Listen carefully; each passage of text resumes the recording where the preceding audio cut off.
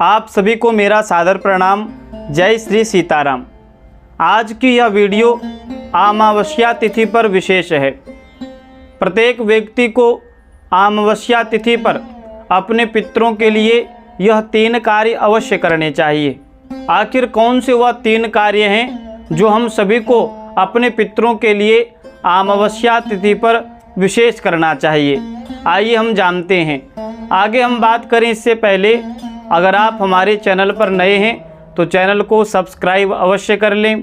Video को ज़्यादा से ज़्यादा शेयर करें ताकि आप सभी को इसी प्रकार सनातन धर्म से संबंधित वीडियो प्राप्त होती रहे। हमारे वैदिक ज्योतिष में 2 तिथि विशेष महत्वपूर्ण माने गए हैं। एक तो पूर्णिमा तिथि और दूसरी अमावस्या तिथि। जो पूर्णमासी तिथि है वह देवताओं को अति प्रिय है और वही अमावस्या तिथि हमारे पितरों को अति प्रिय होता है। इसलिए जो अमावस्या तिथि पर अपने पितरों के लिए विशेष कार्य करता है उन पर पितरों की कृपा हमेशा बनी रहती है और वो पितृ दोष से मुक्त हो जाता है। और हमारे शास्त्र में भी कहा गया है अमावस्या तिथिरियम पितॄणाम दयति सदा। पितरों को अमावस्या तिथि अत्यंत प्रिय होता है।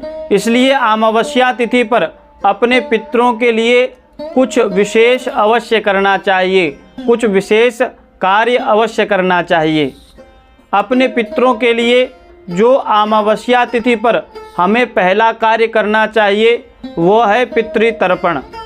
अमावस्या तिथि पर पितृतर्पण अवश्य करना चाहिए।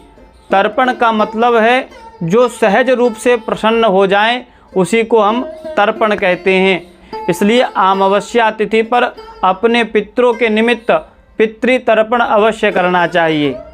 अमावस्या के दिन जो दूसरा कार्य हमें करना चाहिए वह है स्नान, दान और ध्यान।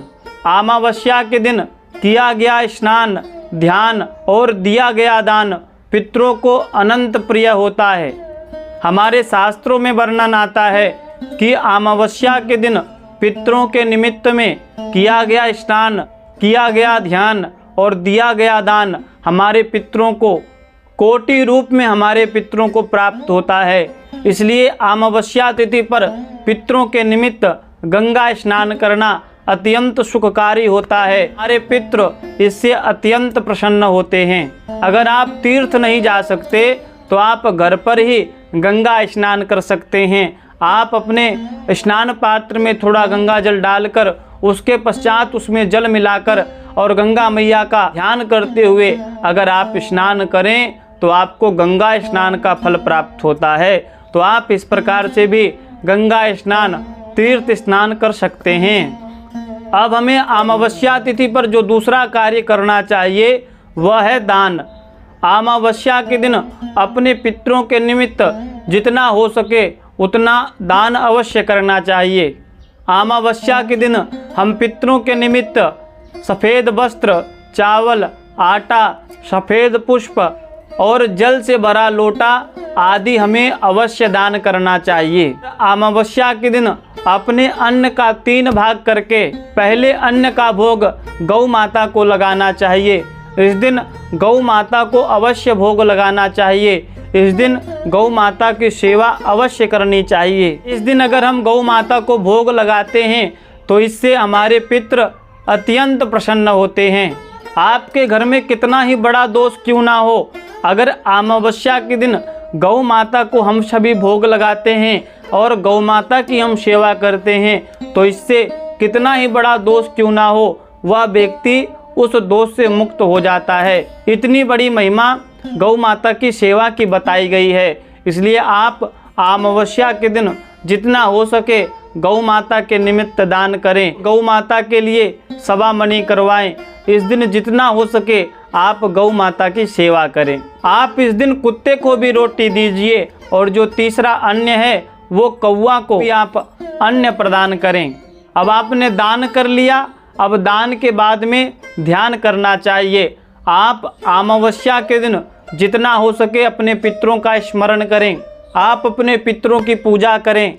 आप अपने पितरों का जप करें। अमावस्या के दिन हमारे पितरों का स्मरण, पितरों की पूजा पितरों का जप ये तो इस दिन विशेष होना ही चाहिए।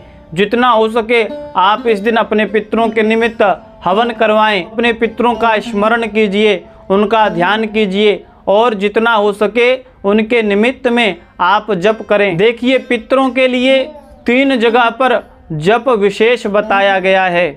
पहला तीर्थ में बैठकर, दूसरा गौशाला में बैठकर और तीसरा पीपल वृक्ष के समीप बैठकर ओम पितृदेवाय नमः इस मंत्र का जप आप अमावस्या तिथि को अपने पितरों के निमित्त तुलसी की माला से 108 बार इसका जप आप अवश्य करें। और अमावस्या के दिन आप अपने पितरों के लिए पीपल के अंदर जल अवश्य डालें। आप इस दिन दीपदान अवश्य करें और जप अवश्य करें। ये तीनों ही अमावस्या के दिन विशेष फलदायी होते हैं, से आपके पितृ अत्यंत प्रसन्न होते हैं। इसलिए आप पीपल में जल अवश्य डालें, दीपदान अवश्य करें और पीपल के वृक्ष के समीप बैठकर ओम पितृदेवाय नमः इस मंत्र का 108 बार जप अवश्य करें। इस दिन आप सफ़ेद वस्त्र धारण करके अपने माथे पर सफ़ेद चंदन का तिलक करके